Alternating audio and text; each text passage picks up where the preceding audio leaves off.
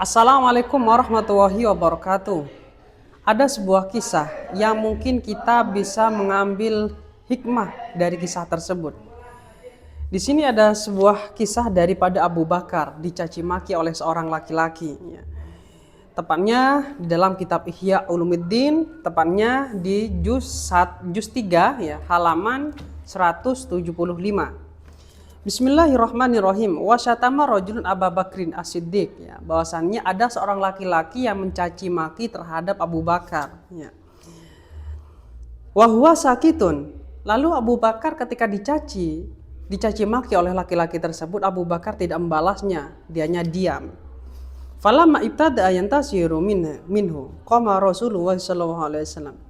Tapi ketika Abu Bakar memulai dalam membalas caciannya orang tersebut, kok orang tersebut ini mencaci maki terus tiada henti terhadap Abu Bakar, yang awalnya Abu Bakar tuh diem, lama kelamaan Abu Bakar membalasnya dengan caciannya, ya. Tiba-tiba qama Rasulullah sallallahu alaihi wasallam, Rasulullah berdiri, ya. Faqala Abu Bakrin, ya, lalu Abu Bakar berkata, innaka kunta sakitan lamma syatani, ya. Wahai Rasul, sesungguhnya engkau ini diam ketika saya ini dicaci maki. Falamma takallamtu, tapi ketika aku berbicara membalas cacian orang tersebut, kumta, kamu malah berdiri.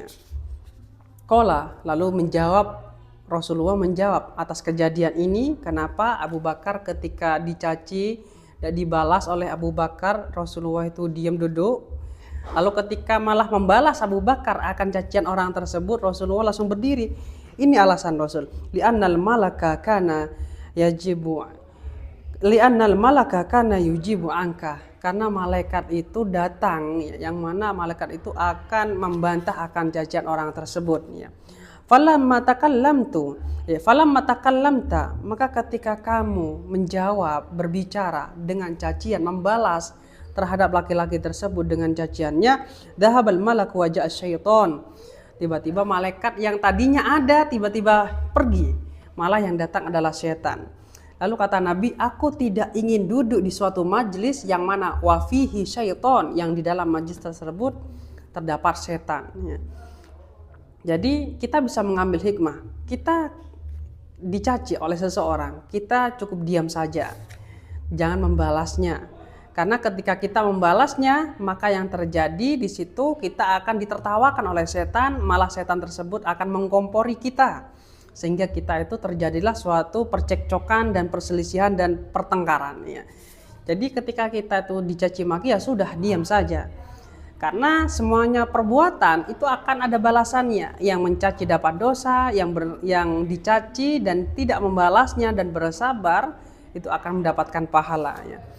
Jadi memang dalam kitab di sini dijelaskan ada sebuah pendapat itu boleh seseorang membalas cacian orang lain. Ketika kita dicaci, kita boleh membalas cacian orang tersebut dengan syarat laisa bikadibinnya, dengan syarat caciannya itu tidak mengandung atau tidak ada unsur kebohongan. Itu diperbolehkan, teman-teman, ya. Tapi kalau seandainya itu malah menyakiti orang tersebut, ya lebih baik kita itu diam, jangan mencaci balik, ya. Meskipun hati kita itu sudah membara, ya, karena cacian orang tersebut, kita harus sabar, ya. Karena kalau seandainya kita mencaci balik orang tersebut, maka kita akan diketawai oleh setan, dikompori oleh setan, sehingga terjadilah sebuah pertengkaran antar sesama, teman-teman. Jadi jangan membalasnya. Memang kita boleh membalasnya dengan syarat tidak ada unsur kebohongan.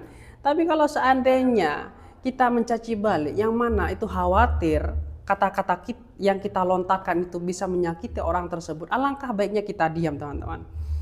Ingat, semua perbuatan ada balasannya.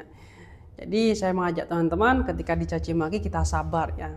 Kita meniru akhlak baginda Nabi besar Muhammad SAW. Meskipun itu berat bagi kita, ya kita ya ambil biasa saja. Seperti hanya Imam Ja'far ketika diolok-olok, dicaci maki oleh seseorang, dianya diam, malah senyum, ya. Lalu orang yang mencaci maki Ja'far itu bertanya, kenapa kamu kok diam? Sudah saya caci maki. Malah Ja'far berkata, buat apa saya membalasnya? Berarti ini sudah kehendak Allah seperti ini, ya. saya nerima akan qadarnya Allah apa yang terjadi kepada saya. Termasuk cacianmu ini terhadap saya sudah. Kalau kamu mencaci maki saya ya sudah, ini mungkin sudah ketentuannya, saya ikhlas akan cacian kamu ya. Jadi yang mencaci dapat dosa, yang bersabar dalam cacian tersebut dapat pahala. Kurang lebihnya seperti itu.